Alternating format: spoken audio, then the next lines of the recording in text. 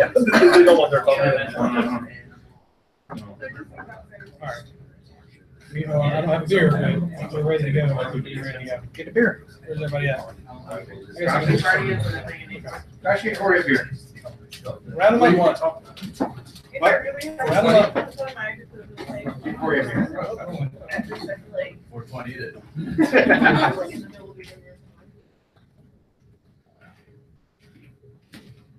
Corey, we ready? Yes, I think so. You can say no. Something to beer. Let me grab. We got an armband and then grab a beer. Let's give you beer. Something like that. Call it education. Oh. Please don't take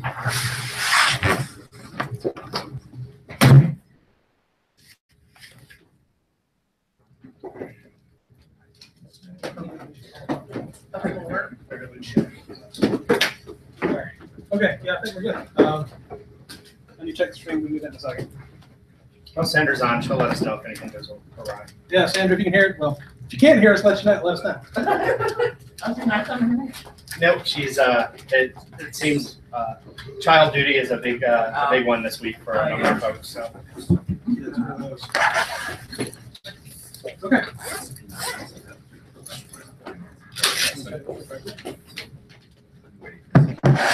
Just checked it 14 times. One more time before.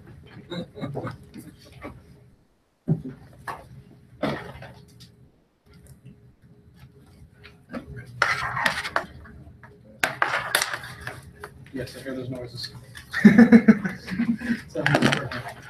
Okay.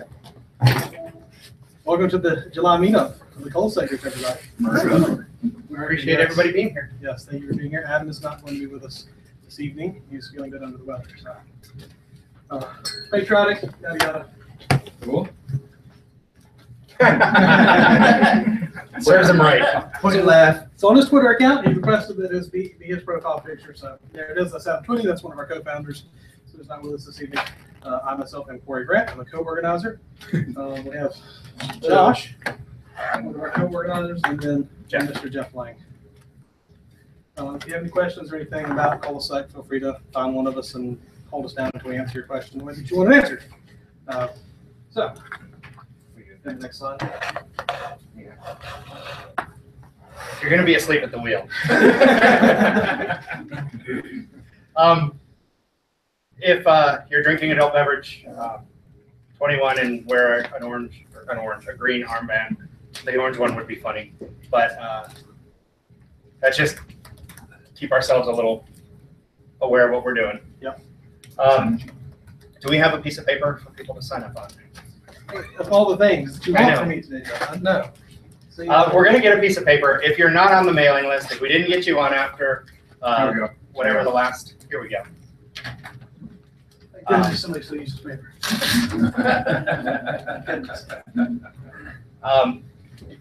We'll have this down here.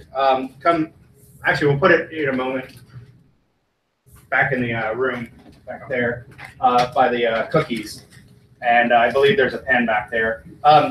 If you're not on the mailing list and you want to be, just jot down your name and your email address, and we'll try and get you on that list. It's not a high traffic one, but we do send out announcements about when we're not going to be here, when we're going to be at a brewery somewhere doing something fun and special, or some other things like asking for people to do presentations and things along those lines. There's some good information. It doesn't kill us. But the one thing that you can also do if you're interested in getting community CPE professional credits, if you have any certifications that you're looking to do or to renew, we do offer a CPE certificate. The trainings that we do, that Mihai will be doing today, are considered technical training, and they do qualify for an hour of a CPE credit. If you have a SAM certificate or something like that, you can usually do 12 CPE credits and apply that to a renewal that you have. So if you're interested in that, sign up on the list back there and put in that you're interested in the CPE. Hey, correct me if I'm wrong, but if you prepare a presentation, you get a larger number of CPEs you can get for that, I think. You know, I don't know for sure. Okay, maybe not. I can be wrong on that. Usually you're limited in the community CPEs you can do. So Now that might be considered a different category, but One thing that I'm glad to put up here then too, we have started a Slack channel. Just kind of happened, spawned one day, and we just kind of took over it. So if you are interested in joining that Slack group, Slack channel, please let me know and we can get you added. you can put it on the list back there too. If you're not on it, it's a little more active. We do post just random things there, but we've got some channels set up. One of them is a job board. So if you are looking for a job or your company happens to have one, you are more than welcome to post the information out there. If you start posting garbage and it's random stuff for job postings all over the place, we may ask you not to do that anymore. But other than that, it's fairly open, and we can add more channels if people want to have conversations and discussions. I know we have some folks doing a Python class. So we have a Python channel that we're having conversations. Sandra has a channel for her the Security Plus and the Network Plus stuff that gets some traffic. Resources, we have resources and tools. We have other channels. I set up an events channel for things going on in the local area that you know about, or ColaSec related, not InfoSec related or not. And I'm also going to have the Meetup reminders posted there as well. I got to get it automated with the listserv. Trying to do a better job of that. So, long story short, if you want to join Slack, put your email in the doodly-doo back there, and we'll get you added. Random channels the best though. It is. Random channels. Ralph's random damn cat needs. Yes. Yeah. And useful InfoSec link of the day that he randomly posts. Yeah. Please. So upcoming events, Hacker Halted is coming up October 9th and 10th in Atlanta, Georgia. If you are interested in attending and think the cost of the tickets is too much, good news, we have a raffle going. Raffle tickets are $10 a piece. You're welcome to purchase as many raffle tickets as you'd like.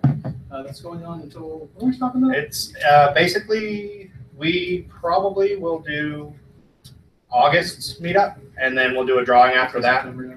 That'll give you about a month and a half, 2 months to make sure you can get hotel, you can get time off from work or whatever. I mean, if it's related to your 200 piece. Yes, yeah. And we have 2 tickets that were donated to us, so we are going to try and raffle those off.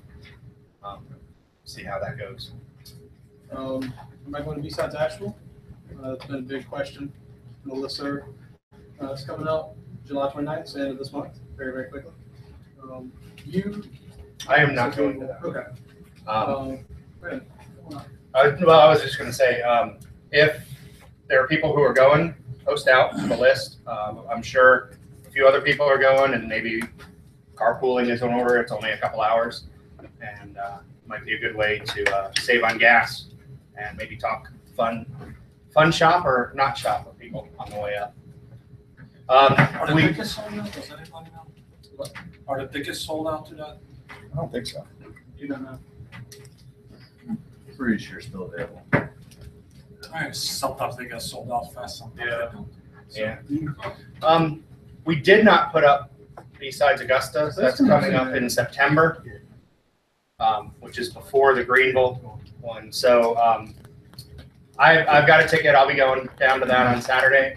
There's some great trainings that are going on, but as opposed to previous years where it was just the Friday before, they've actually got a 4-day class on Security Onion going on prior to that, which is a fantastic security distribution for monitoring and alerting on events.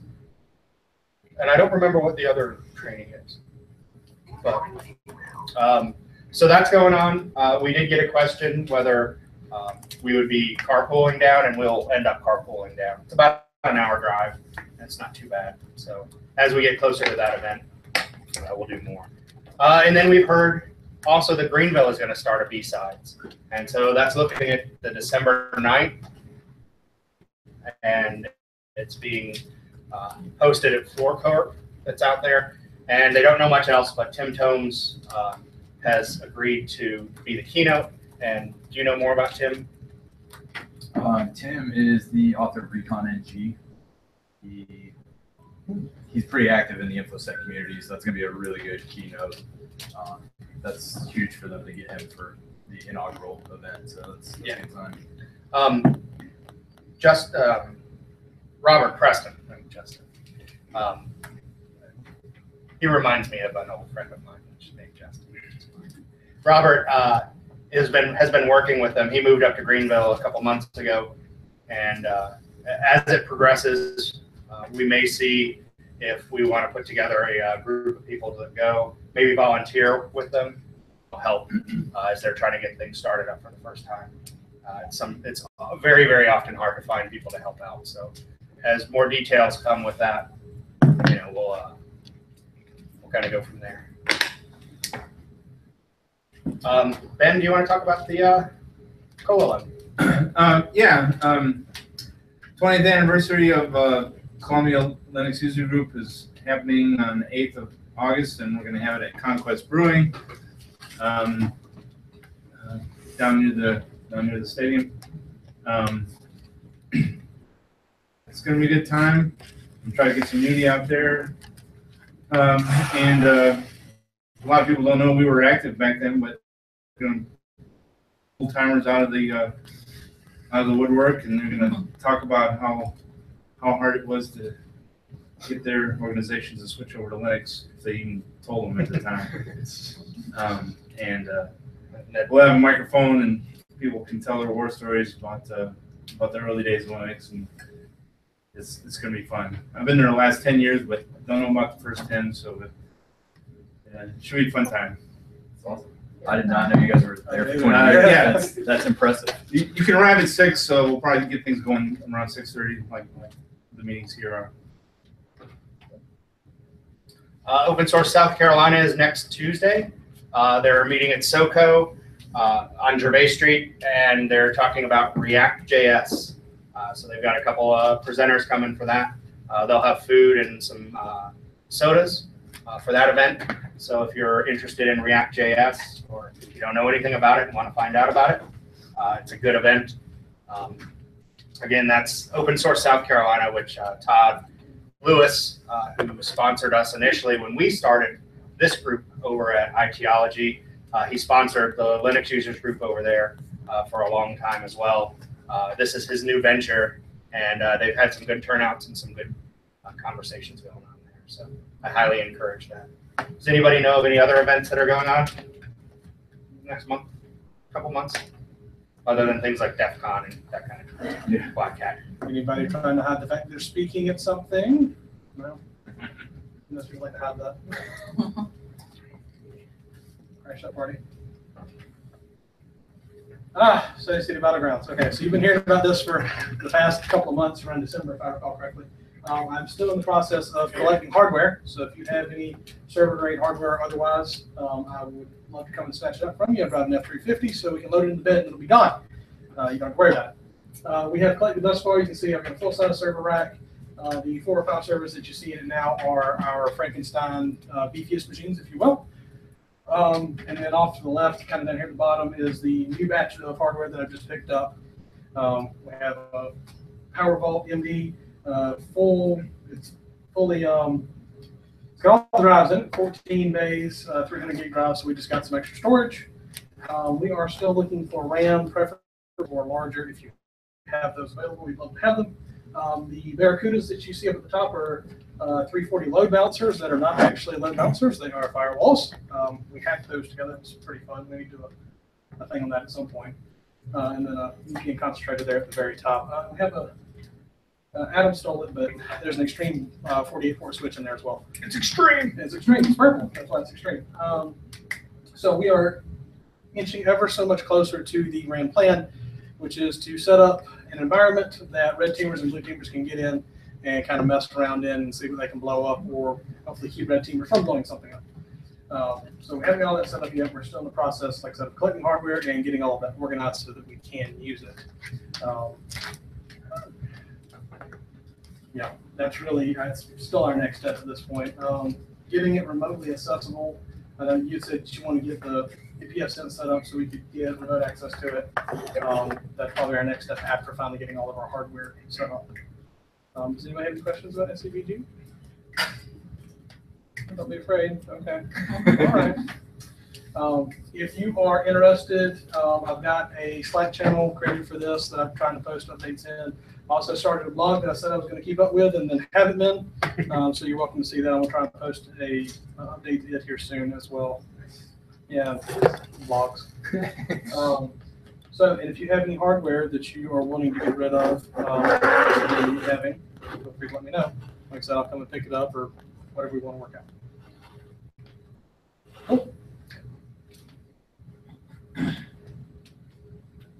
Hey, it's me. It's been kind of a slow couple months since we didn't really have a official meeting last month.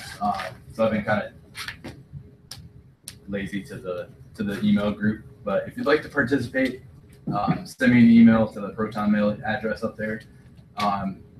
The design of this group was basically to just get a bunch of people that were interested in checking out all the different secure messengers and emails and like VPNs and stuff.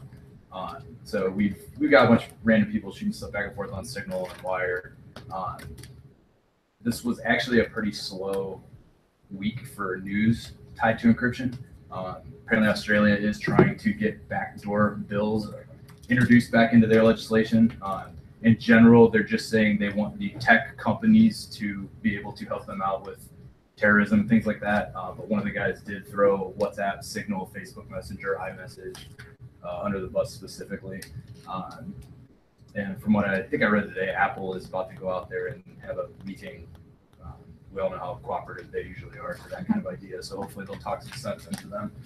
Like I said, other than that, it was kind of a slow week for that. I read kind of a novel article about a Tempest radio attack on AES 256 encryption that involved like hardware. The little diagram showed like a dude with a giant antenna like outside of somebody's office, and he was listening to the magnetic field change, and they were piping that through his equipment, which they said they could build for around 200 euros through some SDR technology and doing some analysis, and apparently they've been able to crack the encryption there within about 5 minutes, they said.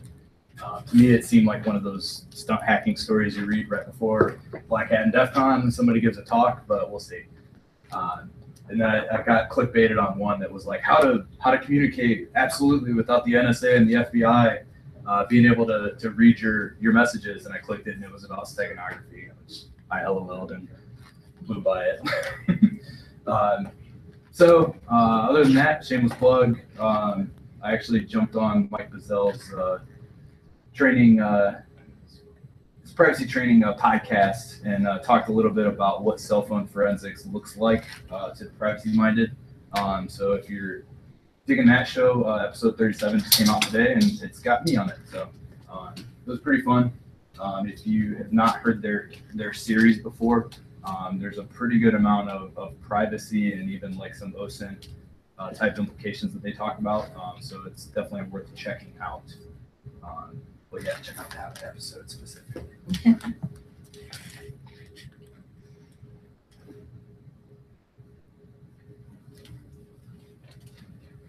Ben did a great presentation for us at the last ColaLug about Docker and some of the security issues that surround it. Some ways to try and put out secure Docker apps and secure hosts around those Docker apps so that you don't end up oversharing information. It was a pretty good presentation. It is online. Ben, how can you get to it? Just search for Docker security tips. Okay. And it's on YouTube. It's on YouTube. So it's a good little talk. So I highly recommend going out. If you're doing anything Docker, some good things to think about, some good ways to look at it.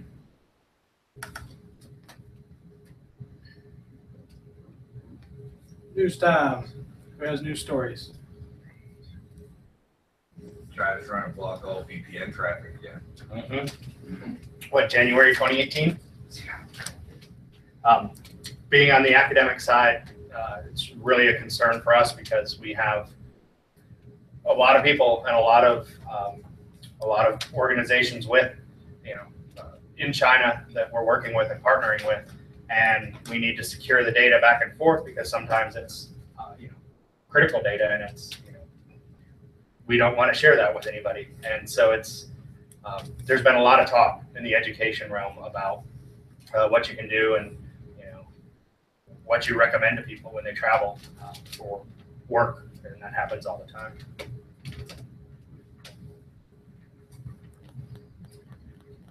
A couple months ago, I heard of like this botnet, like Russian botnet that follows Britney Spears's Instagram feed. And that's how it gets its commands from. So when Britney goes nuts. So, I mean, that kind of made me look at, like, you know how on social networks you go and you see these people that just post random like spam that looks like just weird characters, and you're like, man, that spam bot kind of went crazy. You know, that kind of made me look differently at all that stuff. It's like, what's following this feed? You know, So, you know, getting like its yeah, commands. I mean, you know, IRC is often that communication channel, but you see different bots that are using things like YouTube.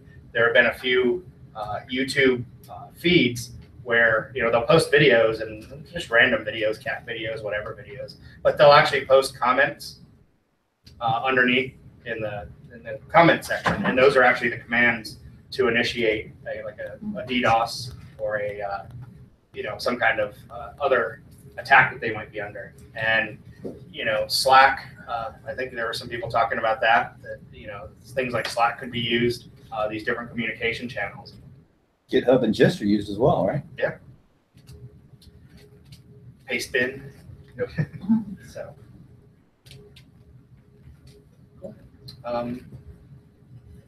What was the big breach? Who was that? Are you just throwing that out there as a hook? Like, I am. Is that just a word? Like, I knew you're gonna catch something. I'm just saying. Dow Jones. I didn't see today's. Dow Jones, maybe like 4 million records, 1.6 million of them were from the like the risk management section. Awesome. Yeah. And Verizon just had one too, didn't they? Yeah, that was the one I was thinking of. Yahoo. Um, Yahoo. Keep it, Something to reach. Just every month. Every other year, it's a breach. It's on their calendar. They just get breach today. 9:17 a.m. Buy $1 million worth of PII protection. Right. Anything else anybody's come across? Anybody have anything from the news that they're interested in, have questions about? I think that takes us to, yes, our intermission. So we're going to take about a 10-minute break. Feel free to grab a refill. Once again, if you're going to be drinking an adult beverage of some sort, you must be 21 or older. Grab a green armband or someone might tackle you. And when we come back, we'll introduce our speaker and go from there. Break. If you're interested in the raffle, let me know, and we'll sort that out. We do have a cookie bag here. We didn't do that either. Yeah. Oh, well, we mentioned raffle. Yeah. I'll bring it up before Mihai gets one. All right, I gotta select channel.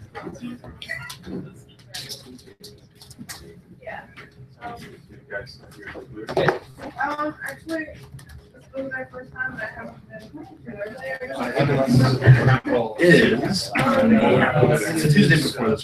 Second Tuesday of the month. It's 6:30 at the library. Second floor. Yeah, you just come down the elevator and They were talking about, they're coming to it's for next week. Or next week. Well, if it wasn't yeah, that, I'm it sure was they'll something like else. share Something. Text me. We keep Make me. You can't use that. Cut sound off of it, though. Good luck with your sound algorithm.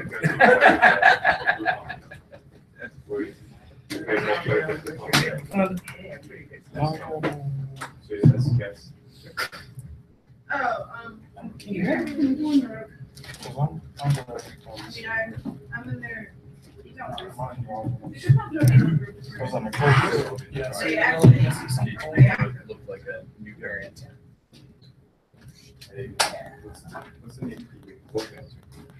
Be the Oh, next- that's Jeff. Adam, Here, what time I is have it? you. Yeah, I'm doing all right. Good to see you. No, I was just, you know, we're, I'm sorry about that. Almost over. fair enough. Yeah, we're here, for Tuesdays. It's a bunch of people interested in computer security and trying to talk about that. Yeah.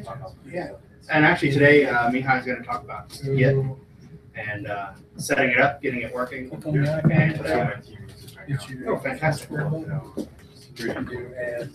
Well, and so this part is, you know, I don't know how much I'll touch on that at this point.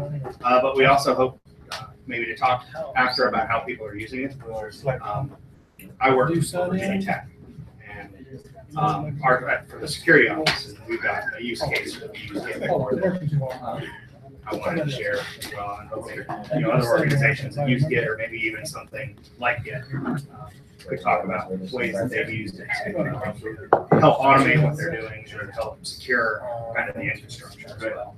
Vulnerability, I don't want you to get it carried away. Is it Well, I'm a trying to secure think bit or is it computer science? Well, he trying to figure it out overall. No, it is not. Okay, go ahead. It's just, I mean, you know, we haven't, I don't know if we have looked at that at all. What are you talking about? Any security issues around Git, product itself, any vulnerabilities, just the users. Yeah. Well, I mean, I don't know, you know, the whole distributed thing of it just makes it hard to, you know, because I mean, the more users use your repository, it's like you got to hack every single one of them and change them just to have some success. But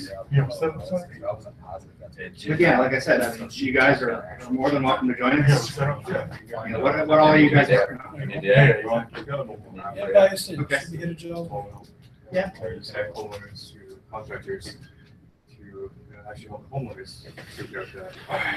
Oh, Okay, nice. so disregard my name on the list. Oh, that would be really handy. It was just like, A lot of folks have a lot of ability, but don't necessarily know where to start, and that's a great place to start. Yeah, it's mostly geared for the do-it-yourself process.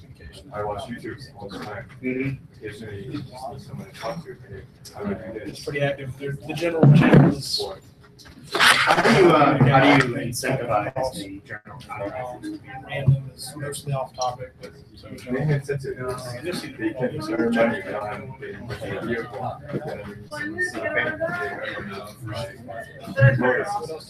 Okay, so there's initial probably consultation, and then there's more beyond that. Absolutely. Okay, nice. Hey, it's So I can build the next relationship. Yeah. So I figured. The easiest way is to download. When it's a job that's too big for them and they need something more, they know somebody already that they trust. That's a great idea. That's awesome. Yeah, if you guys are interested in any of this, we're here. We do have some online presence. Install or anything, you just run it on your CD and. I've actually seen your present. Were you there for 0 day? Oh, operating system. I was not there for that. I was there a couple ago. I talked to one out. A couple times I've been there. I was out of town installing, actually on a vacation. Side by sides and windows. Probably got windows. But yeah, I don't know if I'm gonna be there Tuesday or not. I have to see how. Windows like they have How things go. Linux will start Second, well, and I'm out. Yeah. I'm on vacation again, you know, it's summertime, and I work for education, so I'm trying to take time. Oh, yeah. We can take it. Oh, yeah. So I work for the security office, so we're not. Yeah, that's good. Tied to the academic job. Come with me. It's just summer. It's been my number one So it's just, I had some family coming in at this point. And this is actually a trip up to Asheville. And we love to have Ian's because But everybody I look at. so I'm out the rest of the week. So it depends on what Monday and Tuesday goes. They want to teach me. What do you? So, hopefully you get in there. Absolutely. We have, we've done really well. Next month will be 3 years. And we're usually about 2 to 3 months out. I know we have August, May have us and never presented. We're looking at October for things. And, you know, we're really looking at security minded. It doesn't have to be, you know, we've done some very heavy It's security. easier than ever to install, even to use it. I mean, it's like, you You can can't pop in a USB drive, boot off of it. Wireshark, boom, yeah. boom, Yeah. off to all there. We got Cali. Yeah, I got it. You got a USB? Yeah. No, I got it. Microsoft password products for local accounts. You know, we've done also. You know, VM, that's like the best way to go without being one has the best way. Yeah, which I got feeling with actually. I got Yeah. You know, my issue with, like, it seems like all the Microsoft crap, review. And then last month we actually were here. We were out Partition and brewery. yeah. And- Do a boot with a Linux. usually what I do is just pop out the drive, you know, see that one, I just don't want to. So we had a big event Hard drive out there where they brought about put the other one in, 350 and it's lots. Linux. And And it's then much I'm less expensive. my Microsoft with all that shit and all the licenses. Well, a lot of You know, the it's like, And they keep security community. yeah, exactly, it's like, you get an update and nothing works. Physical penetration. Come to the party on the. Can you get to critical systems? The other side is can you get into the door? You need access to those systems. So if you can get physical access to a machine, you can pretty much. We're gonna be at conference. It's really difficult. You know, you go down to In most organizations, to protect where the data, somebody can right when you get to stadium, take it right there. all the way down. And so lock picking is just one of those. It's a fun thing to do. You put somebody in handcuffs and hand them off. No, No, there's no. The one to watch. We just always meet on the second Tuesday. Second, remember, second Yeah, Tuesday, and you know, third Tuesday, gotta be mindful. and then the fourth Tuesday, every 2 months, you get the, you know, like what you saw, the React.js. It's not over What's yet. his Oh, name? yeah. You know, that's so cool. Yeah. And again, you know, it is open, and so it's So, free. yeah, It's it's not not like, membership. I know where No, we do not. It's totally volunteer. We've got a group of folks. We try. So a lot of it's self-funded by the group. So we have actually some books, some security books. Oh, yeah. that are going off today. We also got donations, a couple tickets to Hacker Hall, which is in Atlanta in October. And those are $200 tickets. We got 2 of them. So we've been trying to raffle those off, trying to raise money that way. We have talks about going down the 501c3 route, so that we can try and take donations. And it's not being, I mean, I've been on security. so we're finding it difficult to do this.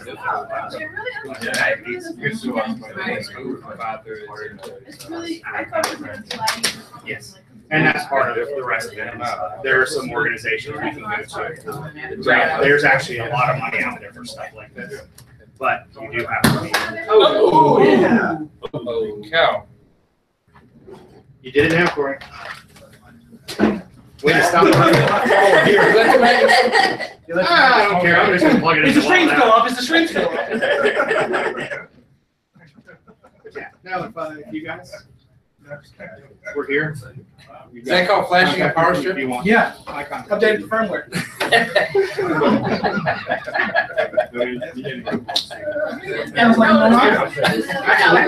And we've had a number of folks from the incubator participate from time to time. Or you see, We'll see the bits and digits there. He participates a lot online with us. And, so it's good. Cubes set up. Yeah. People had their own little menu fridges and like a heaters and everything with their cubes.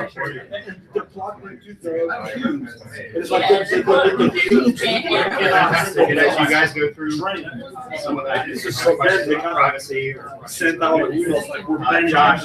Yeah. whoever we catch, they're going to be in trouble. It's like if you want, you can plug it into the direct Open source intelligence. So then everybody's fighting for the for the two plugs in the wall. It's like, Plays a lot with so that. I just decided I'll work And, from home. and one of those sides. Yeah. How does that impact privacy? How do you leak data? You know, if you want to see, like with your app, if it's leaking data, you might have some people who can take a look at things, or you might have some tools to look at. Okay, this is the kind of data that's leaking out.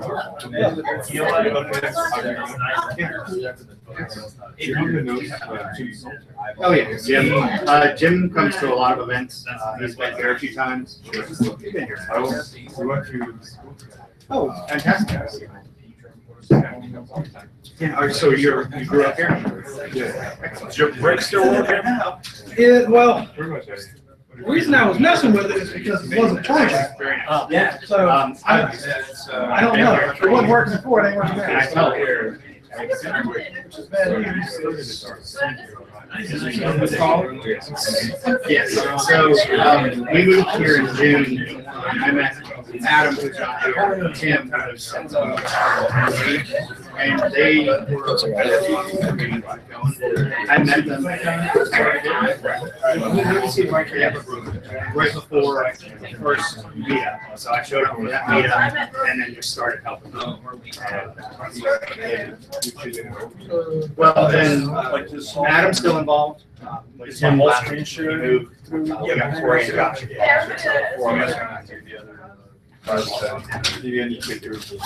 No, we can do that one next time. Yeah, well, like Adam, you got. The problem I have right now is my laptop. So, we had enough to heard of it. For me to. Well, the power's not on that. That's what I was trying to figure out. No, I see. Yeah, download the app. Take care, it was nice to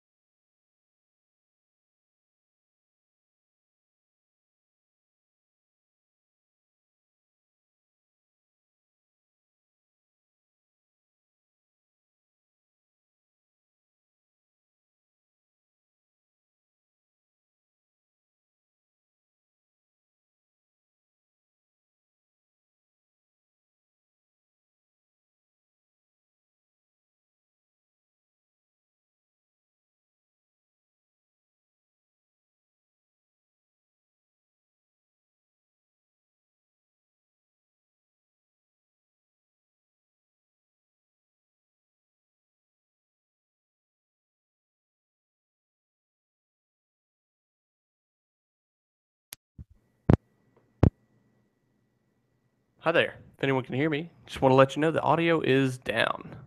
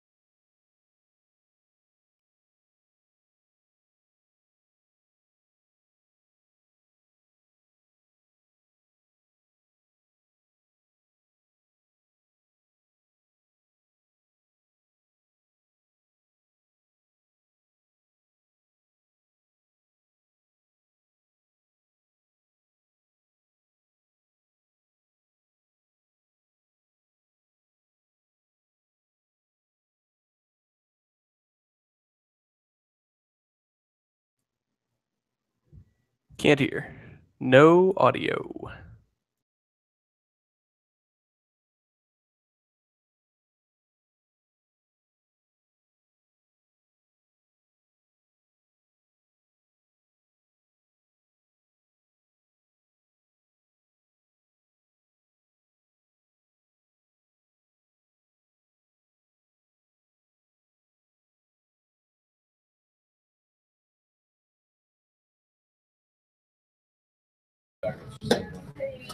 Hey, we can hear it now. I hear some clicking, some background noise. Again, my old job back in Florida, it had power was not real reliable, so there were I find out that one of them was no longer. So there'd be 30 computers, one of them just would power go out. There'd be one person. One person, and they've got I have for all the chefs these days, I have everything saved. I stay on the walls. If the alarm goes off. Oh, the exploit developer guy from up in Charlotte? He wrote this. All right, I'm done blowing things up. Okay. Yeah. You good? Yeah, I'm good.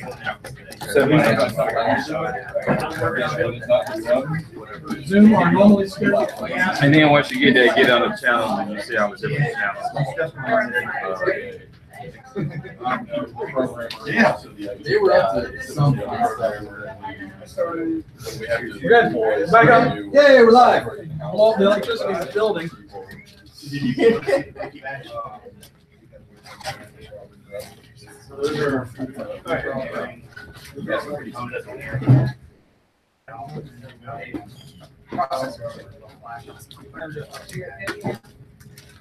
Let's go back to the chart. Is this chapter? Yeah. Yeah, well.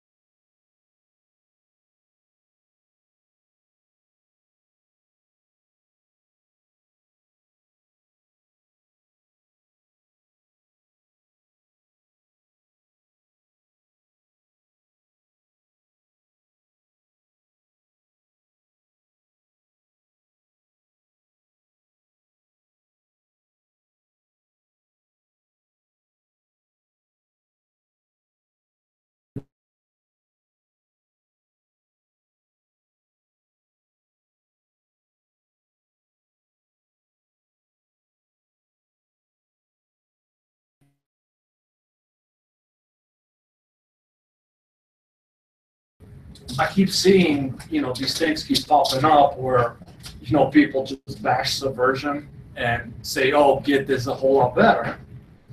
And, at first I'm like, you can't get better than Subversion. So, I kind of went with that idea, and then I opened up Git, and it's a completely different workflow. It's somewhat similar, but you work completely differently. And once I started using it, Subversion is like a drag. I just hate it.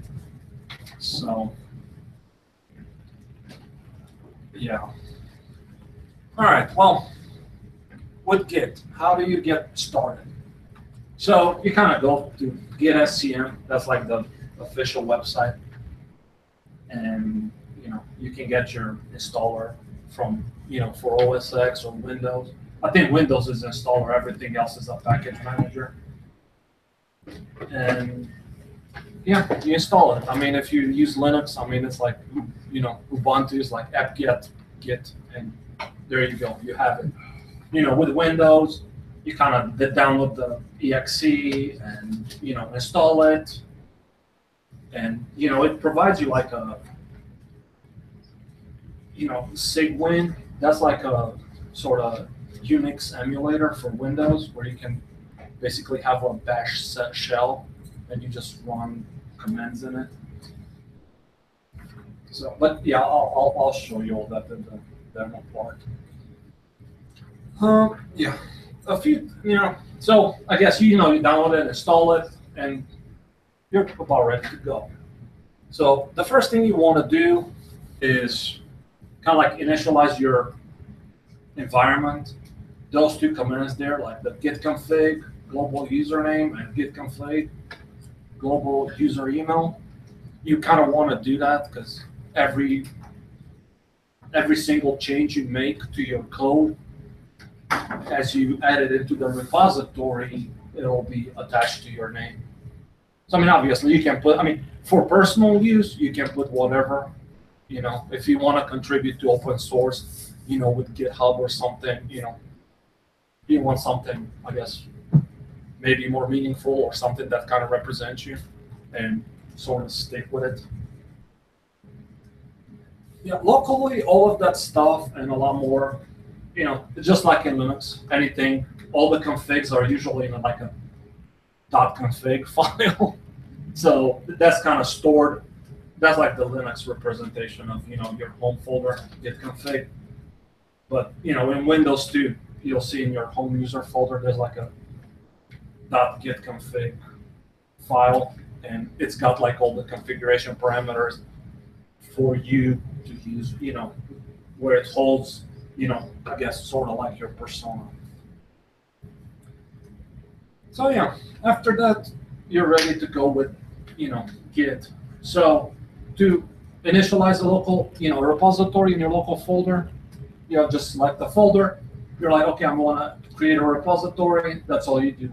Git init, and Git just creates like it's like a .git hidden folder for you, and you're ready to go. You got a repository, and you can add your code, commit your code, add all the versions of your code easily to it. Some other stuff, and I'll go through this in the demo. This is kind of like you add your code to the repository. It's like git add, and then after it, you kind of just the path to the file you want to add to the repository. And there's like a shorthand for just add all of them.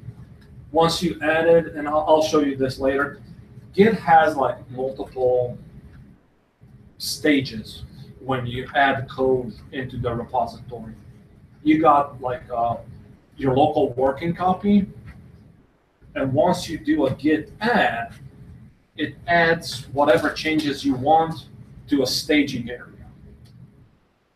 And all of the code in the staging area, when you have exactly the code you want in the staging area, that's the one you actually use that git commit command. The git commit and that's like just one line, and you add your commit comments, and all the code from the staging area gets created as an actual commit, with the SHA-1 hash and everything, and gets put in the repository. The git commit is kind of like brings up a sort of VI type editor, and you can type in your commit comments in there. Git status is, well, it kind of does what it says. It gives you like a status of your local working folder for your Git is. It shows, all the changed files, shows you all of the, all of your staged file, everything that you have changed, but they're staged and ready to commit. So it kind of gives you like a picture of both areas there. All right. Next thing, maybe you don't want to start a new repository. Maybe you want to go somewhere like GitHub or something and pull down some code and look at it. Right. I mean that's something I use quite a bit. That's speedtest.net. Anybody test their own speed, network speed? Yeah, that's a pretty cool project. There's like a Python script that you just run, and it goes out and it does their speed test, and it brings also, it's like a command line thing. So it's all open source on GitHub, so you can go and basically pull down the code, and you can modify it, you can do whatever you want with it, or you can just run it and you're all set. Yeah, obviously, Git supports a bunch of other, you can like clone for like all kinds of different places. See, for example, you can have a remote repository that's just a folder on your computer. Remote a folder on a shared drive, or obviously you can clone like an HTTP or HTTPS. You see like GitHub's HTTPS. Clone over SSH. You got a Linux machine somewhere, and you just connect to SSH to it and just clone that. And I mean, the folder and SSH part, they're like really easy to have read-write access to, and you can kind of secure them. I think HTTP and HTTPS is mostly so you can just share with people. So it's like, hey, you point them to your, even if it's not GitHub, you might have like, I don't know, a Linode or a machine on the internet, that just serves this stuff out, and you can tell people, okay, just go to my repository and clone it, and you got my code. These are some, if you want to look at history, you kind of use git log, and basically you're in the repository. There you go. You get your history. These are like different shortcuts I kind of generally use. These are all command lines. I'll show you. There's like, Git, when you install it, it comes with a graphical interface too. So if you kind of prefer that, I sometimes use command lines, sometimes use graphical interface, just because, the simple things with a graphical interface become a whole lot simpler. Something more complicated on a graphical interface is kind of like impossible. So, it's like you kind of have to balance, both things. I know it's not really like a Linux thing. I'm a big fan of Linux, but, I like to, convenience and, performance or, complexity.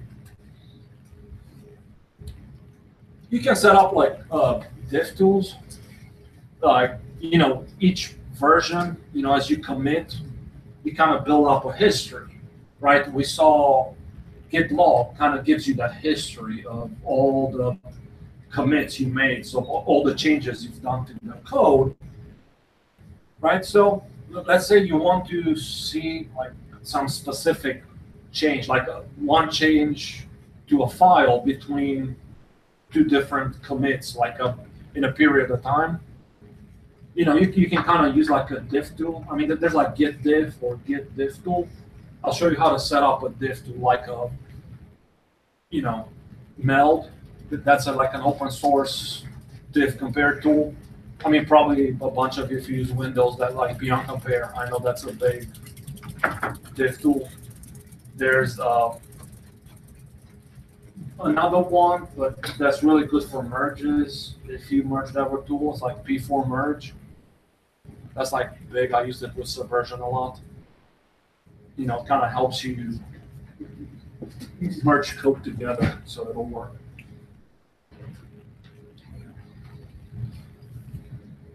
All right, the big part of Git and how it was designed, this is one of the things that, the main reasons I think Linus, he states that why he actually built Git is he needed something distributed. Subversion in itself kind of requires a central server to sit there, and then everybody connects to it. So it's one point where everybody goes to pull the code. So you don't have access to the server, you're kind of out of luck. You have your checkout copy, but that's about it. You can't really look at older versions. You can't, add changes. It's like you actually need, and I mean, Subversion works in a, I guess, corporate environment where, you're in the office and everybody's got fast LAN speed to the server, but, Git, I guess Linux, like the Linux kernel itself, how it's so distributed and how it's built, how it's coded by so many developers on so many other time zones, they can't really have like one central location for everybody to sort of connect and work on. So it's how, Git kind of like, these are kind of like a few commands that you kind of use to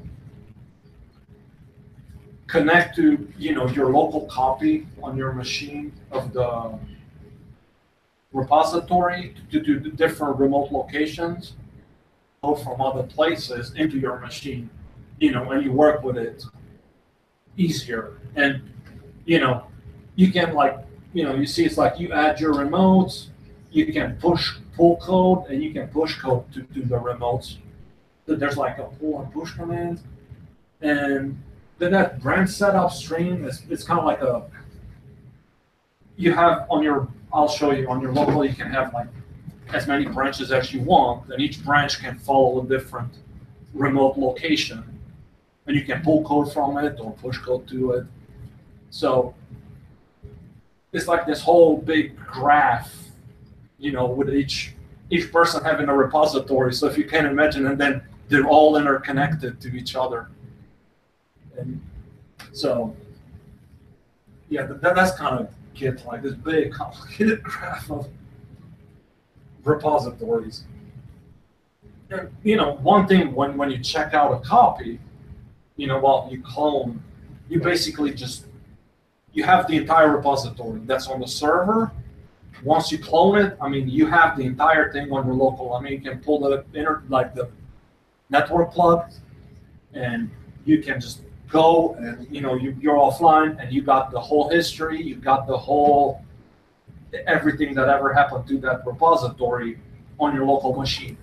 And I mean, it's fast. You can just change and look at, go back in time and do almost anything you want. And it's all from your local, so it's really fast. Yeah.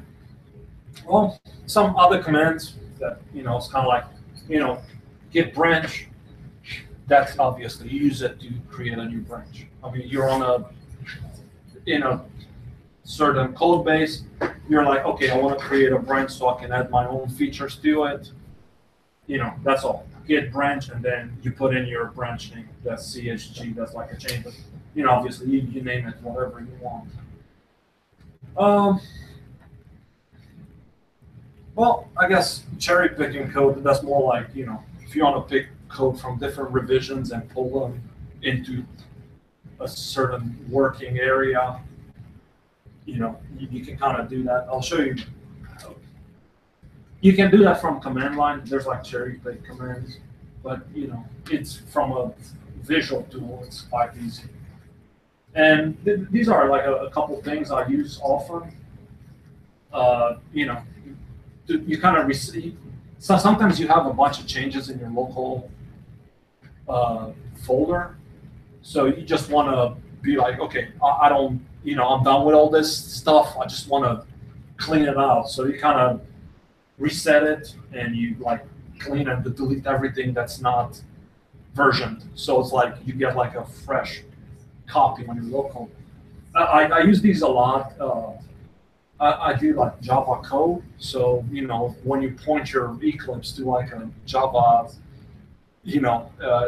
project, Eclipse will automatically start building and create all these folders with classes and, so you don't want to keep your compiled code in the, in your version control system, in your Git, because, that always changes. So it's like, there's no point because you're going to always recompile everything. Have you tried using git ignore? Well, no, I'm using git ignore. The reason I'm using these, git ignore I'm using when I commit, but the reason I'm actually cleaning my local, see the company I work for, well, we use Subversion a lot. So I know that there's like built-in Git tools to hook up to Subversion, to have Subversion remotes, but I just prefer to use like a, beyond compare and just do a beyond compare between my Git tree and the Subversion folder and do differences that way.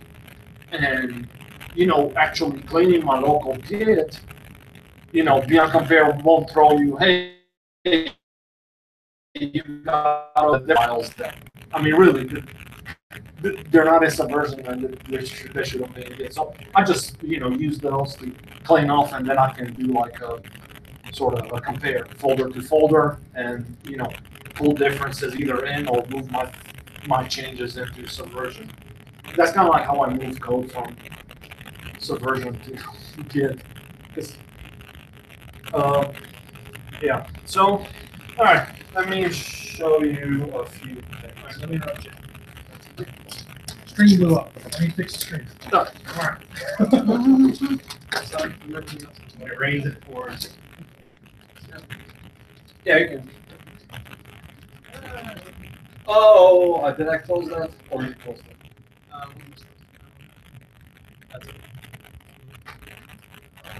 You mentioned the Git SVN tool where you can check out an SVN repository as a Git repository. I've used that. It's a good idea of what you're doing instead. Yeah. I used it once because I needed to check it out once, and that worked great. But as soon as I tried to use it to try and use Git and then push things back to the SVN repository, it's one of the reasons I don't use it because it's. Yeah, I didn't want to set up like my own repository because being the company's repository, I don't want to see how test out my commits and stuff against so it's like I had to set up my own Subversion repository. And I could have done that to test out, but it's like what, beyond compare is just as easy. Yeah, it gets ugly fast. Yeah, so it's you can do it when you have to, but yeah. So it's why I don't it's like it's easier compared to folders and you move your changes and that way you just commit your you commit your things in Subversion. Well, I'll show you. What I like with Git is that once you check out code, you basically have your own repository on your local machine. So you can add as many commits as you want. You can change like line by line changes and commit them one at a time. Commit doesn't complain about it. So. Trying to secure passwords.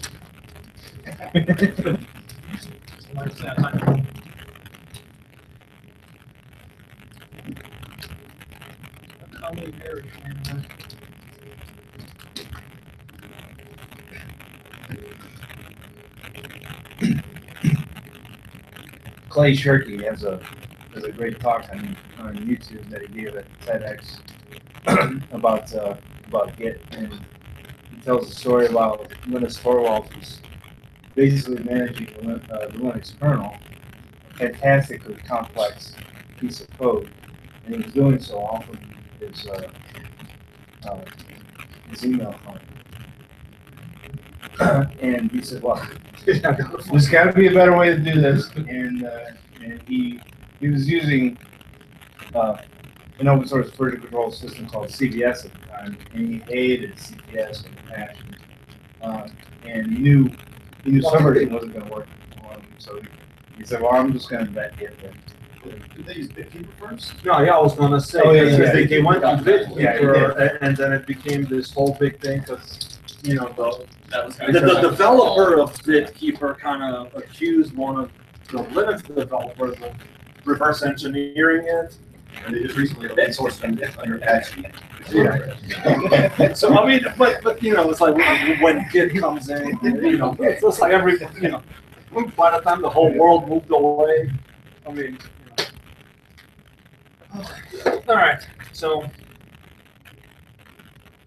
let's see here. All right, so I've got like just a folder, so where I'm kind of like gonna just do the next.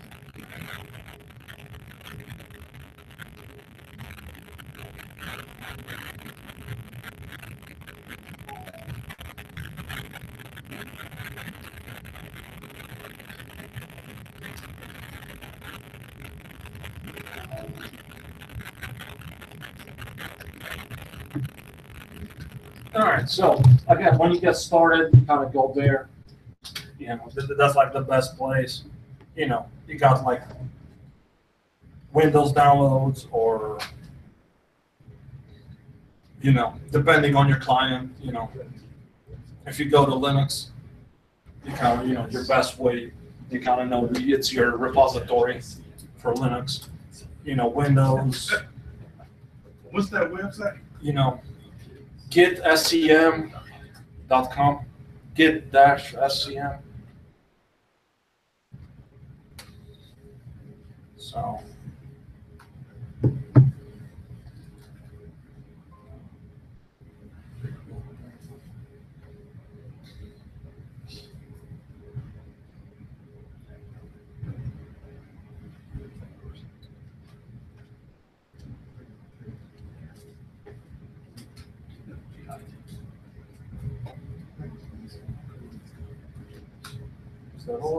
yeah, it's gitscm.com. All right, so you download it and you install it, and you know it installs like a, you know, a Sigwin and your graphical client and everything. Let's see. You know, on Windows, it kind of installs this nice sort of right-click menu items for you. You know, and it's like kind of gives you Git GUI and Git Bash. And you know, when you get started, you kind of go to Git Bash, and you know you run the two commands up. You know, I'll put up there in the beginning. Let's see.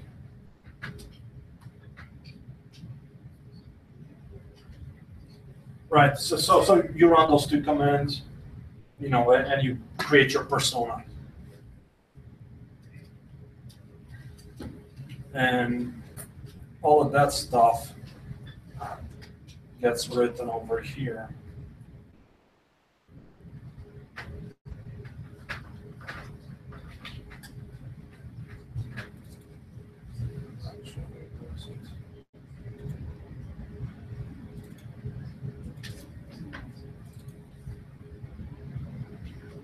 See, there's the git config that gets created. And I mean, this is kind of how it looks, right? So, I mean, you can kind of see that there's my name and email address, and you know, these are some other like tools that you can set up. Like, for example, see, this is like your diff and merge tools, and you can set up different ones. Or like Vim to use. So, yeah. GVim. It's like Vim, but you don't have to know all the commands. Well, yeah.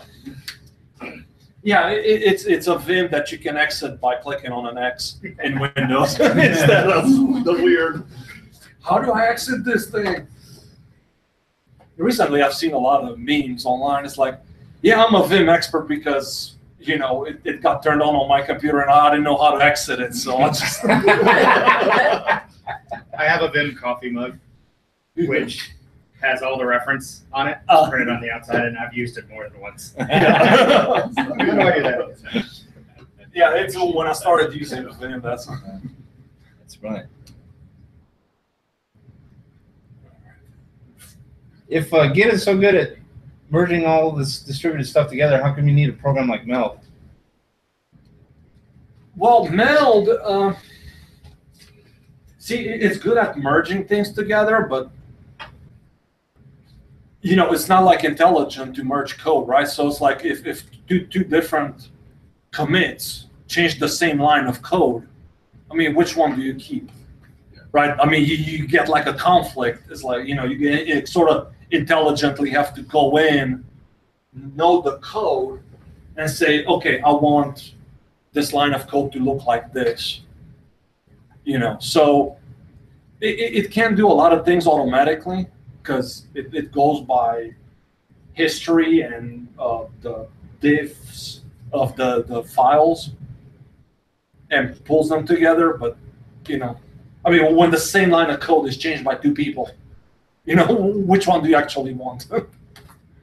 When you get conflicts, do you tend to use merge or do you tend to use rebase to get rid of conflicts? Well, okay, rebase is when I get conflicts on like cherry picking code or something, I usually just open the merge tool.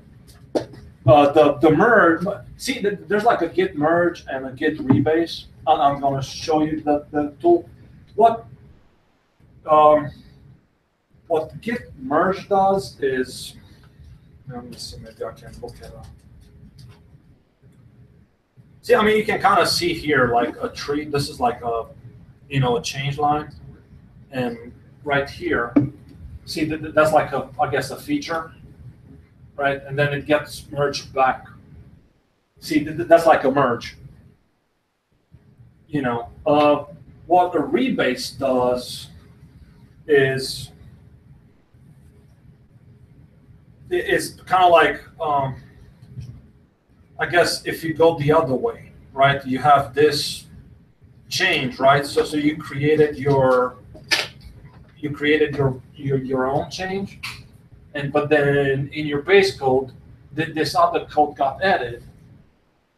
So you want your code to be based on this. So then you do a rebase, and it kind of, you know, your tree will kind of look like this. So that, you know, your branch will move out. But I'll show you that real quick, how all of that looks. So anyway, I guess, here, let's see.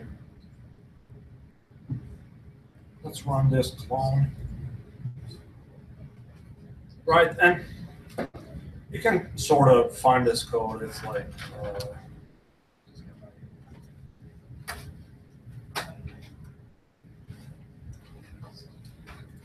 right, and it takes you right here. So, I mean, if you guys kind of know GitHub or used GitHub, you know that, you know, GitHub offers you this, you know, you can download it as a zip, right? But I mean, you know, well, what's the point of, you know, downloading zips of different versions? Because I mean, that is the purpose of Git, right? So you just like, you kind of take the, you know, the URL from here. It's what I usually do with GitHub projects that, you know, I mean, I have a GitHub account, but, you know, I use it only when I actually have to, because I'm kind of like a, I guess, a jackass like that, and don't really share much, because I think other people, you know, can do better code than me, so.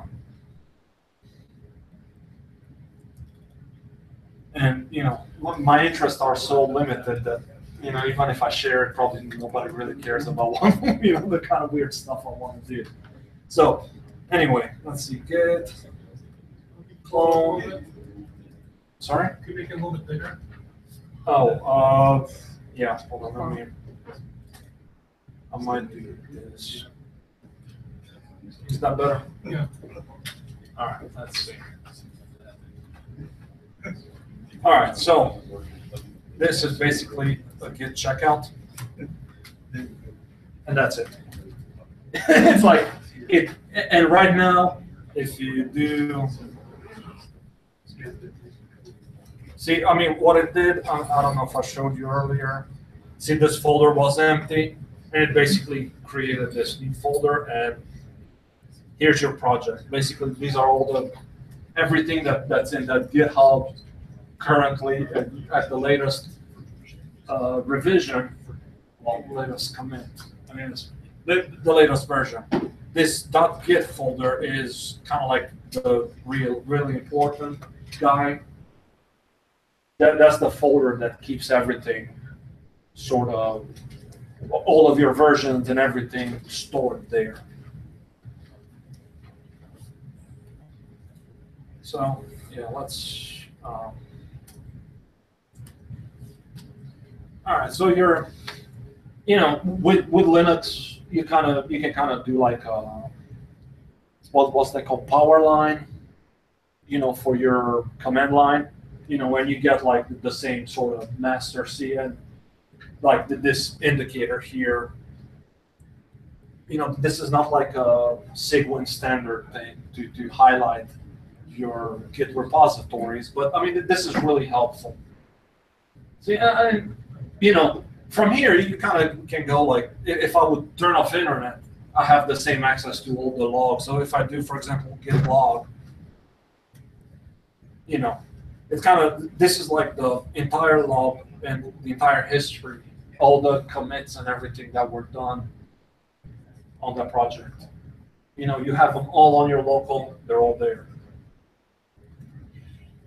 Right, okay. There's, Git comes, like your install comes with like graphical tools. There's like a bunch of others, like free, open source, and for pay graphical tools that you can work with Git. But generally, if you look online, a lot of times people will give you like Git commands to do stuff. You want to do something, you're usually gonna find a command line thing to, do stuff with. So, but you can access it through basically just do git GUI, and it opens up something like this, right? And I mean, this doesn't tell you much when you first go in, so it's kind of just like this blank slate. But let's see. Let's say I want to, come in here and I don't know, I want to change one of these guys.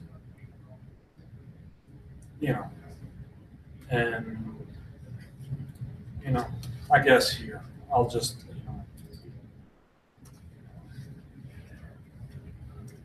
have my fancy code right here. Right, and I added my, you added your changes, and now where is it? Okay. See, I mean, your GUI tool,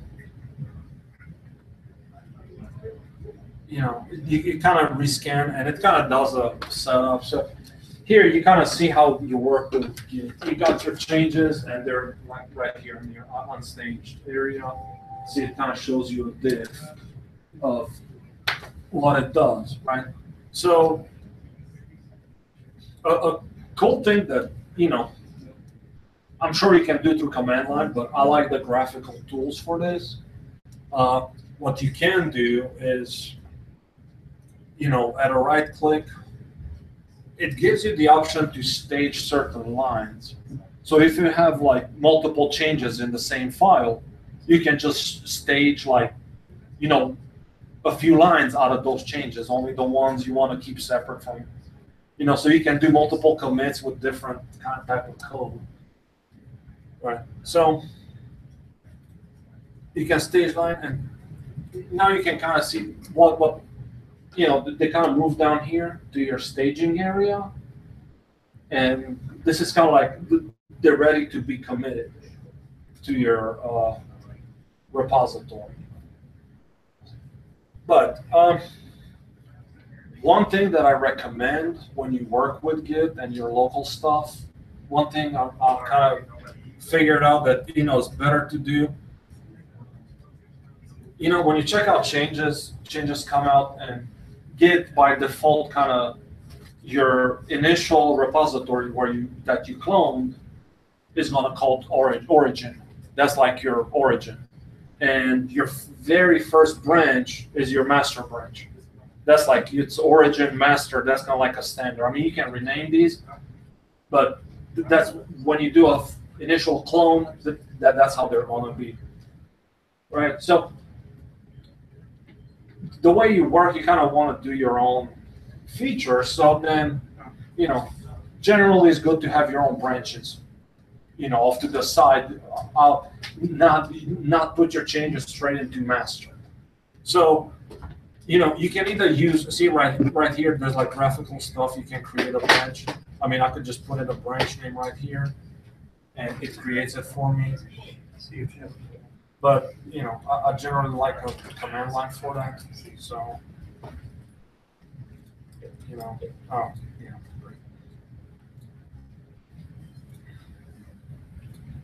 So you kind of do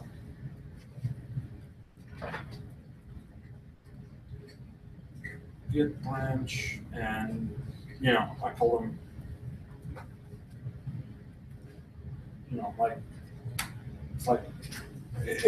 so I created my branch. So when you use like Git branch command, it kind of shows you like the list of branches that you have on your little machine, and it highlights the one that you have checked out. So you kind of do a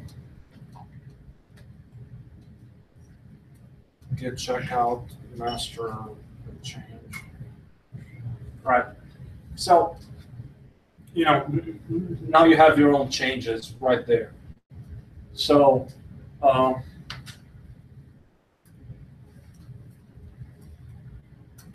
you can see your area.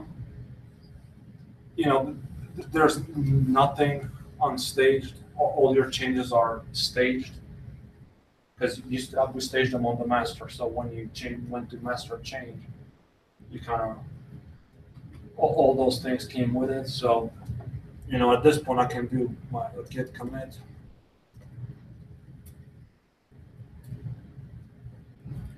How do you know everything's staged? The what? How do you know everything's staged? Well, because there isn't any other. Here, let me make another change there, and let me put on some more code right here.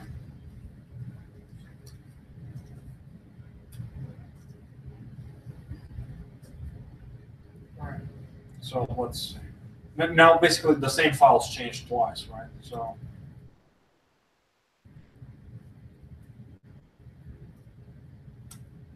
Can't see that. Oh, sorry.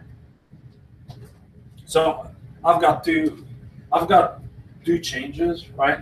So you see here, these are staged, and the last changes I just added to the bottom there. See, they're sitting there unstaged. So you kind of have like your working copy and your staged copy.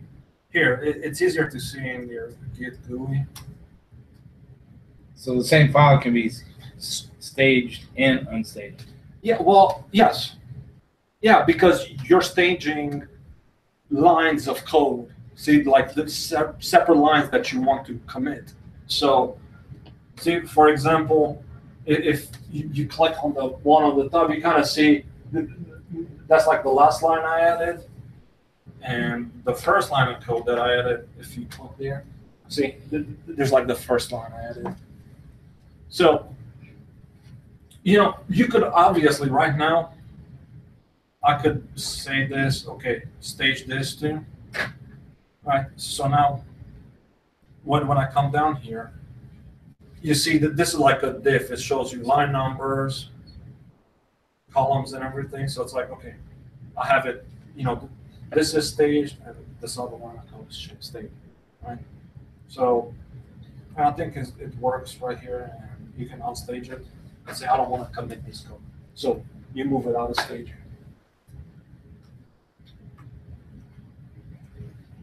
Right, so now, let's say I'm good with the code I want to add, and I want to sort of save it off. So I just do git commit. Right, and this is how it comes up. I mean, you can use the shortcut with the one-liner, like git commit -m, and you put in your comments, and that's what one-liner, but here you kind of like have to, put in, I guess, oh, yeah, it's good.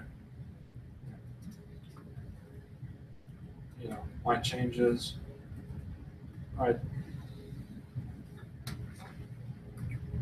and exit. And there you go. So now when you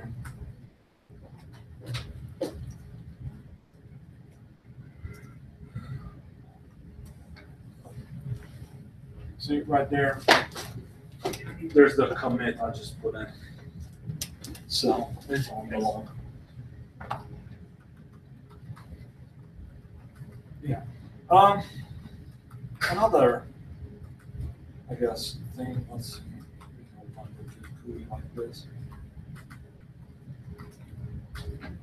Right, and you can see right now your staging area is empty because all your stage changes have been committed as well. Another feature I use that's GUI is when you visualize all the branch history. So this is like, you can kind of, this is the same git log that you have access through command line, but like in a graphical way. So you can kind of go through it and, look at your, see, this is the last change I made right there. And then you can kind of go back in time and see, where people did what. See, and you can kind of see other, other branches that exist on the same master repository. And let's say you want to go and look at that code, right? You can always do, let's see, let me check out.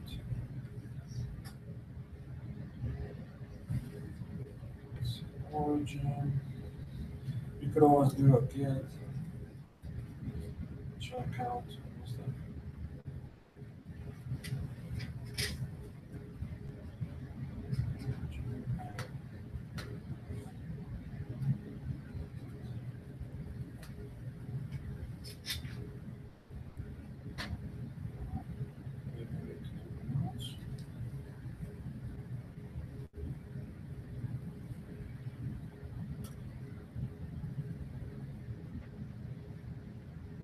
Okay. All right, let's see, maybe it's easier this way.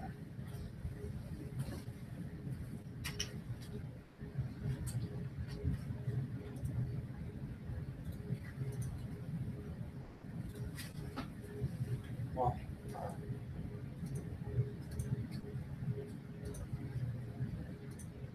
yeah, I'm not sure why those don't work, but from the graphical tool, see, for example, you could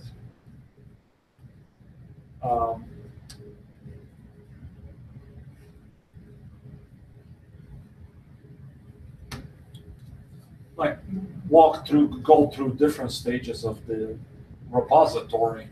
See, like, for example, I could, that reset master branch. So let's see what happened there.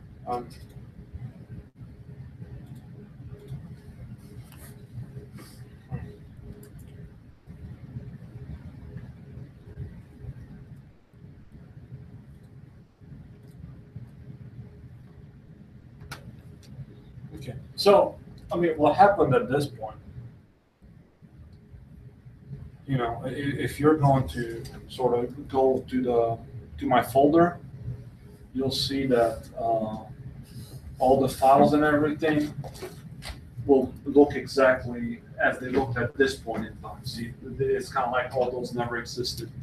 All the commits that came after it never existed. So it's like with Git, it's quite easy to go back in time and look at, see how, let's say you like how the code looked at a certain point in time. So you just, you know, go back in time and you reset your local and you work with it that way.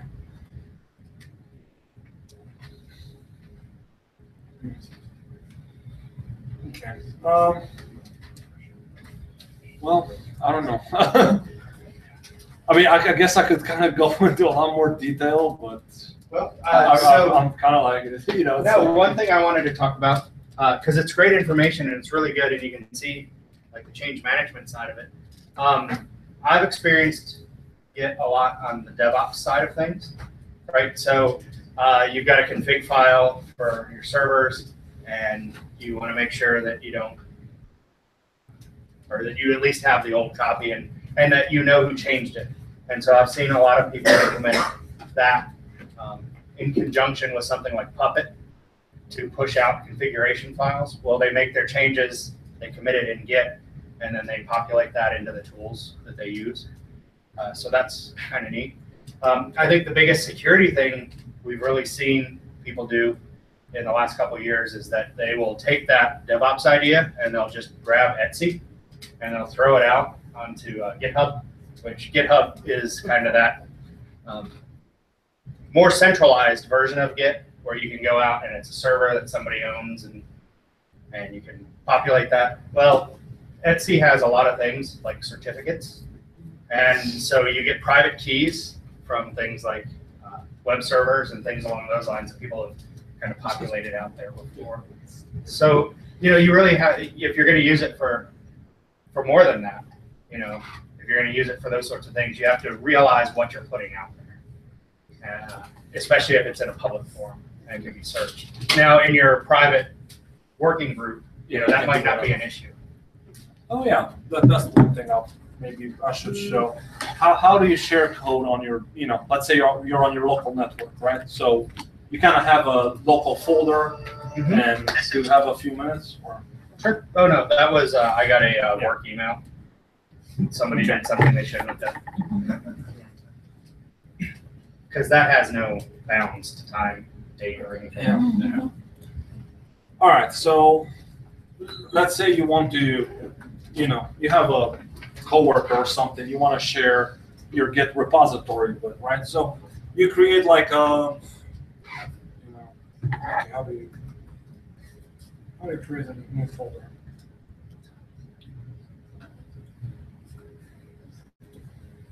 Right, so you create a share. Right, then, you know, with Windows, I guess you can share this, or just imagine whatever way you can share a folder over the network. I mean, anything works, right? So you kind of go into it, and, you know, at this point, this is like, there's nothing Git about it. But what you can do is like Git init. And this is one of the commands I showed you like right at the beginning. And what this does, it initializes a sort of Git bare repository. What a Git bare repository is, it's a repository where you don't have the checked out copy of the code. So you cannot change code directly here. Anybody that wants to change code for this has to clone it and make their own changes and then push it here. So this is good if you have like, if you're trying to share with multiple people, or, you know, for a company, you have it on a server and people connect through SSH to it. This is kind of like good to keep it that way, because people won't be able to go in here and actually change anything.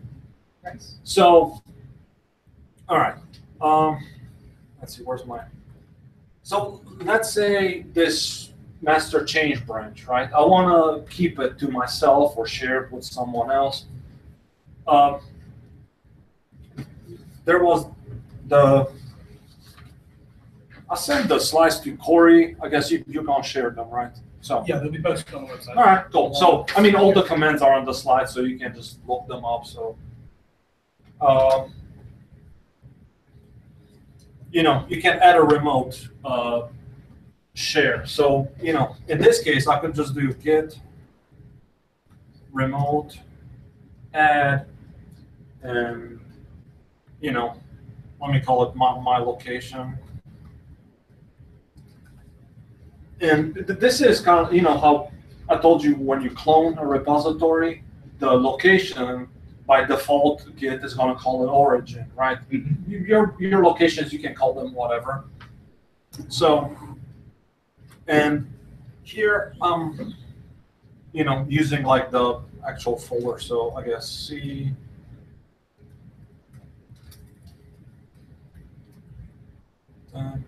What did I call that? Share. Right. So, you know, that's if you look now and like see the git remote -v, it kind of like will give you, see, this is like your origin, and right there, that's the remote repository I added. Right. So now I can do a push, and what did I call it? My location. So all commands in Git kind of like are that form, like Git, and then actions you want to take, and then you know, to locations, places that you want to add. And I said I want to push my master change right there, right? So.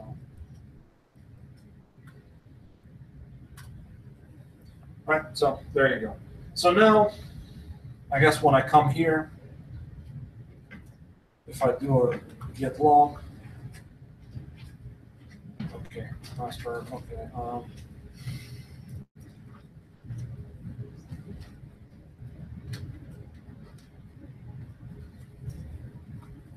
So maybe I should push master too.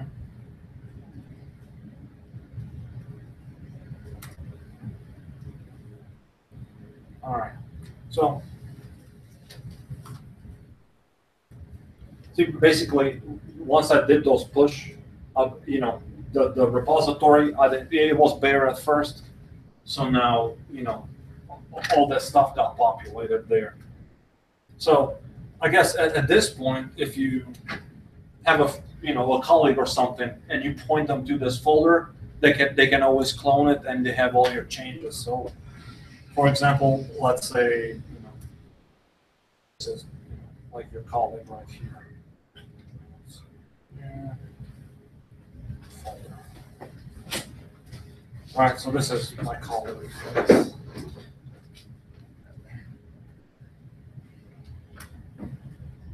All right, so your coworker basically does, and again, this is like, you know, file share, SSH, HTTP. You know, you have different ways to share that share folder, right? But I guess at this point, I'm just kind of saying, hey, I'm this guy that wants to get access to this shared folder. So now when I do a git clone,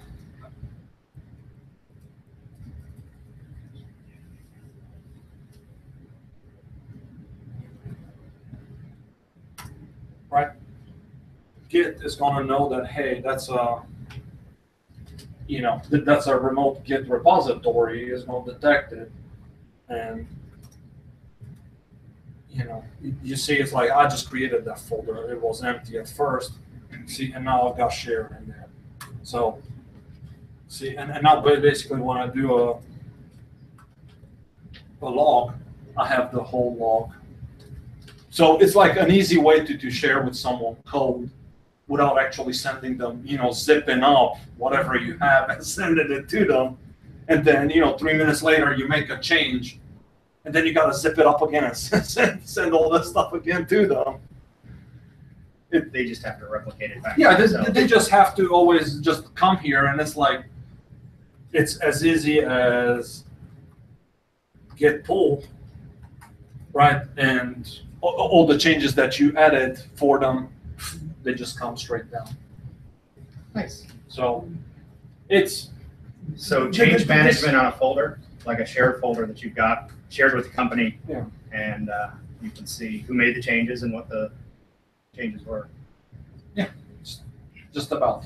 And well, I'm not sure how well Git handles. I mean, from what I read, binary files are not really easily well handled. But if you're like, because it's a source code management tool, that's what Linus keeps saying it is. It's not really a version control tool. Okay. There's other tools like Jackrabbit or things like that handle binary files better. So if you have like a text file based document share, yeah, I mean that works perfectly with Git because you can have different versions and you have the whole Nice. history of really nice change. So yeah. Yeah, the reason I mentioned Clay Shirky and his talk on the internet about how the internet will one day transform government is Git is such an important piece of code because it will allow a bill to start out in Congress, and you'll know exactly what was changed when that bill starts marching through Congress, and you'll see how ExxonMobil starts out writing 100% of the bill, and at the end it's only like 99.9% of the bill. Yeah. So I like that reduction. That's a novel way of really looking at that and applying Git to something that is not necessarily source code the way it is. We use it in our security office. We've got whitelist for outbound mail services, and so the security office kind of vet and approve the exceptions that are allowed to send messages, and then we have a technical team that applies them to routers, and they do that router configuration. And basically, we add the information in for the IP address and the location and that into Git. We push it. They pull it down every day, and if there are any changes, they go out and apply the ACLs to the routers, and it gets updated. So it's kind of one of those ways of, it's not source code, but it is helping us manage it with a group of people in different departments that have different ideas about what we want to do with the data. Yeah, and I mean, one of the cool things that I like about Git is you can see here, like every commit has like that's like a SHA-1 hash, really, every single commit. So, your changes have like a hash, and I know SHA-1 is, you can kind of fake it or something, but it's really hard. Well, but for this application, and for this purpose, probably fine. Yeah, and if people sort of attack, I think Linus said that you could change to be a SHA-256 if you wanted to, but I guess it's harder. But he didn't use it as a security measure to make sure. It's more like to kind of guarantee that what you put in, you're gonna get out, because you can always check the hash, and if the hash doesn't match, then okay, something went wrong. Yeah, your surface area of collision and that type of change is very low. Yeah. So yeah, I know that there's like this attack on PDFs, whatever, for SHA-1, but for this scenario, I mean, it's kind of like almost impossible, and especially with a remote kind of repository system, because if a lot of people clone the same repository, if you attack one, you kind of have to figure out all the rest of them that cloned it and attack all of them just so you can propagate your change, because otherwise, it's what kind of Linus was saying. If I lose my repository, I'm okay, because I can always just delete everything and go to someone else that cloned mine and just pull it back, and there you go, I have it all again.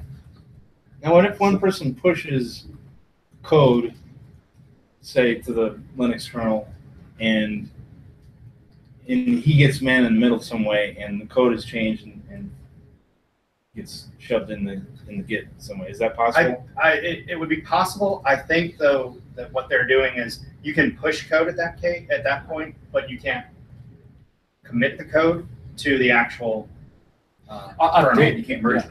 You can't. You can't. Well, merge it. I think, well, because, you know, when, like a few years ago when Google Plus was starting, I kept seeing, because I followed Linus, and he kept posting, hey, I processed like 800 commits today to the kernel, or I processed 600 commits today.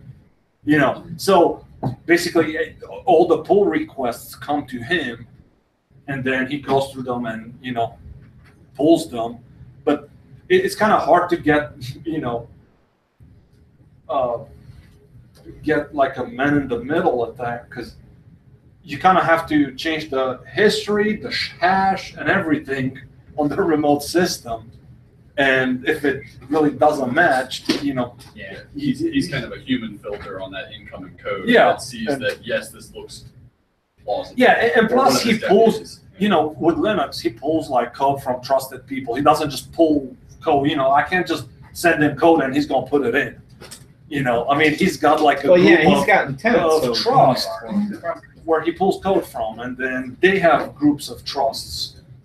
Yes. And so, yeah, I guess it's kind of hard to get into, because it's what he was saying.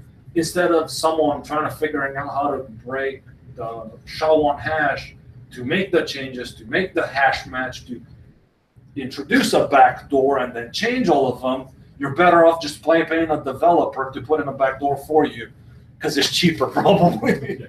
so yeah. Any other questions? Mihai, thank you so much. It's been fantastic. We appreciate you taking the time and the effort to put this together and to give it to us. Okay. So- Yeah. Oh, one thing before we go, last item, I forgot. The few things that, there you go. A few references. One of them I was researching for this. Yeah. GetSCM has a doc. I mean, that's really good. But if you want to get started, this is a whole lot better than what I did today here. And I found this like yesterday. Hey. Get tutorial. So Yeah, but there we you can't go. ask them direct questions. We can bug the crap out of you. So, I mean, you have the slides, you know, they're on the shared drive, so here. I've seen another tutorial like this. They have like 2 or 3, sort of like one after the other, so you do 2 of them, and you're pretty much did a whole lot more than I did here. There's like one for workflows with Git. It's kind of like how you want to do workflows and branches and features and things like that. That seemed really interesting. So you might want to check that out if you're kind of coding. And, you know, these are for like, this is the stuff that actually, I guess, they use for the kernel stuff for Linux. So, you know, they've been like tried on like a distributed developer base. So they're like.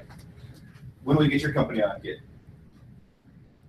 Is it a free subversion? Well, no, they actually, it's funny that you asked. The day I got an email that the base code of the company is already moved to Git, so it's like people kind of went like, oh, so what about all the rest of the people that, you know, we're using Subversion, so now everybody's got to learn Git. That, you know, Now Git is it. Now, like, you know, like 5 years ago, Well, we they're moved in to Subversion. Subversion. So yeah, but yeah, I'm really like in the company. I'm like the last person in line to do anything, so I don't have much say in there. Well, again, thank you. I appreciate all the hard work, and thank you everybody for coming tonight. Yeah, thank you We for will having be me. meeting here next month in August. Corey, do you remember what the topic is? Floorboards. We're gonna fix all the floorboards. I do not. It's going to be a remote It is presentation. Incident response. Yes. I want to say. I believe you're Like building an incident response team. So we're going to go down that route, and we hope to see you all then. But thank you all for coming out. If we haven't gotten you on the list, we'll get you on the list. If we haven't gotten you on Slack, we'll get you on Slack. Hit us up if you have questions, and Corey will send out.